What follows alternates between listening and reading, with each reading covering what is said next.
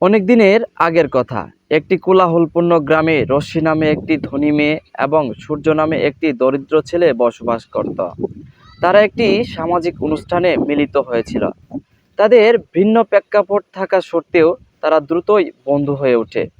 রশ্মির উদারতা এবং সংকল্পের প্রশংসা করেছিলেন, যখন সূর্য রশ্মির উদারতা এবং নম্রতা দ্বারা অনুপ্রাণিত হয়েছিল। তাদের বন্ধুত্ব প্রেমে পরিস্ফুটিত হয়েছিল, সামাজিক প্রত্যাশাকে অস্বীকার করে। সূর্যের পরিবার যখন আর্থিক সমস্যায় সম্মুখীন হয়েছিল, তখন রশ্মি একটি তহবিলের আয়োজন করেছিলেন। সাহায্য করার জন্য দুটি সম্প্রদায়কে একত্রিত করেছিল। তাদের ভালোবাসা এবং একতা দেখিয়েছিল যে প্রকৃত মূল্য হৃদয়ে পাওয়া যায়, সম্পদে নয়।